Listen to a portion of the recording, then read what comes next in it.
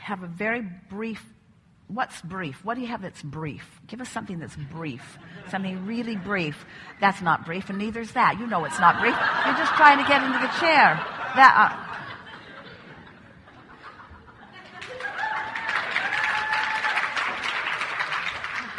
The other day, we said we have a very brief time, and a person came up and wanted to know the meaning of life. I already know that. I really wanted to sit in this chair, but that's not my question. So I really want specifically to know what to do when I just start to feel negative emotion, because I don't want the car to go down the hill. Well, I want to stand in front of it, but I don't know what to do. The nice thing is you'll get better and better at catching it at earlier subtle stages, because sometimes if you're bipping along and you've got the negative emotion has got quite a bit of momentum before you're aware of it, then there's not anything you can do. That's why we say you've fallen out of an airplane, you have no parachute, hang on, it'll be over in a little while. Just get a good night's sleep and take another run at it tomorrow is a better way to approach it. Right, I understand that part. But sometimes I feel it earlier and I want to know what to do. If you're catching it in the early subtle stages, consciously say to yourself, I have 17 seconds. I have 17 seconds to redirect my thought, which doesn't mean choose the other end of that, because if there's enough momentum going, choosing the other end of that is usually counterproductive. Then you're efforting. Just choose something that is easy for you to have that good feeling thought about. Esther has been going, as soon as she discovers it, and then she'll go 16, 15, 14, 13, and something about counting distracts her from whatever it is. And for a while she chewed on her arm, as if she couldn't say it out loud. Maybe she couldn't think it out loud. In other words, it's just a sort of statement to self, not intending to go further in this direction. And after a while, it will be easy for you to. So we're talking about momentum again, aren't we? Yeah. And so, effort. It seems like everything well, is let effort. us put it this Getting way. on the disc is effort. Let us put it to you this way. If you have to apply effort, you've already let the momentum get away from you. Take a nap. Yes. The effort, if it feels like effort, then you are usually opening the pipeline toward what you don't want, even though you think you're opening the pipeline toward what you do want. Because the effort factor itself is the indicator of that. Ease and flow is what you're reaching for. This has to be upending your whole human existence, because so often you think that effort is, you say to your children, apply yourself here. Give me your attention. I want to see something happening. But we want you to say, get on the high-flying disc and then take out the garbage. Get on the high-flying disc and then. Get on the high-flying disc and then. So ask your question again. What do I do when I am aware that I'm having some negative emotion? Anything you can to make it fun. Laugh at yourself about it. Here I go again with that. I'm getting better and better at this. In fact, I'm pretty good at this. I'm glad I'm so sensitive that I'm catching this in the early subtle stages. This is not the big deal that I've been making it out to be. Standing here, I realize that it's simpler. No big, hairy thing is going to happen.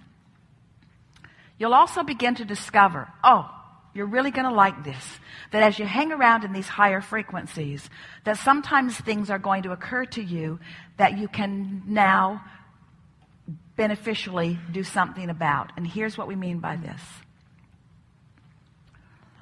Sometimes people will say, we have several wonderful affirmation card decks. Some pointed toward money, some pointed toward physical well-being, some just pointed toward general well-being. And so sometimes people will sit and affirm with cards or with sayings or with something that causes them to focus. And we say, do 100% of your affirming from that high-flying disc. So then recently we've been talking about this analogy about the stream in Texas at the Abraham Hicks property and how the pond got all cloudy. Esther couldn't see the fish.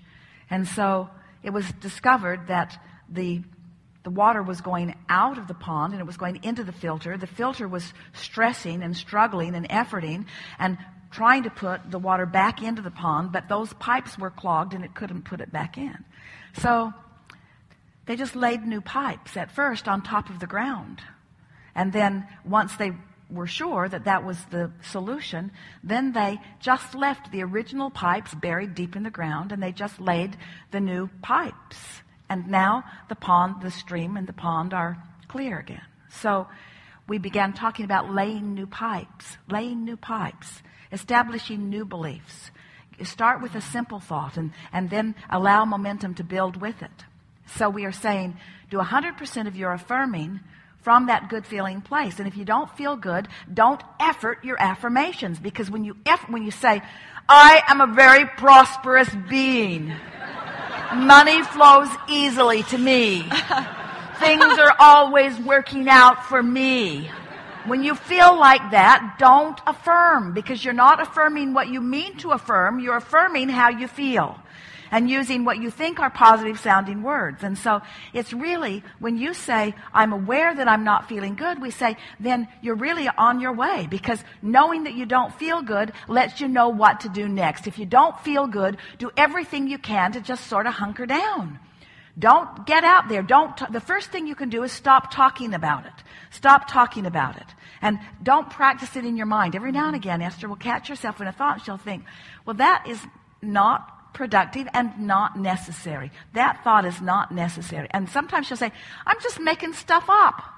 I'm just making stuff up that doesn't have anything to do with anything. Why would I make something like that up? Yes, that's what I do. Why would I make something like that up? Why would I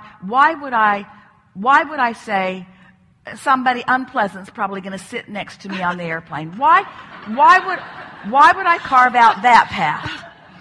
Why would I carve out that path? Because one time somebody unpleasant sat on me next to the airplane, and I remembered it, and then I talked about it, and then I talked about it some more, and then I talked about it some more, and then I talked about it some more, and then I talked about it some more. So that's the momentum I've got going. So when you catch yourself in that kind of momentum, just stop and laugh about it and say, is this something that I want? And if it isn't, then say, then why am I carving out? Why do I have the diggers? Why do I have the road graders? Why do I have the pipeline crew? Why am I digging out a trench or a pathway to something that I do not want? What is the rational reason for it? There's no rational reason for it. I must just be doing it out of habit. Well, what's the point in that? Well, there is no point in that. So I think I'm not going to do that anymore. So now you've gotten very general, haven't you?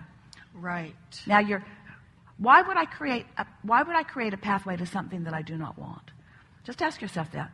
Well, out of habit. Well, do I need to do that? No, I don't think I need to do that. Do I have the power to guide my own mind? Yeah, I have the power to guide my own mind. Sometimes it's easier than others. I'm just going to let that subject lie dormant. I'm just going to let that subject peter out. I'm just going to let that pipe close up completely. And I'm going to open some other pipes. Ooh, shiny. Yeah, I like that. I like that a lot, the idea that the pipe's still there. It's just laying there. It doesn't matter. I don't feel guilty. The pipe did not feel guilty. All kinds of dormant thoughts that you could activate if you wanted to, but why activate something that doesn't feel good when you have the ability to activate something that does feel good? And once you play with this a little while and you start to notice the momentum of things that you've been asking for making their ways to you, and you start making lists of the things that are happening, things that other people might be calling coincidence.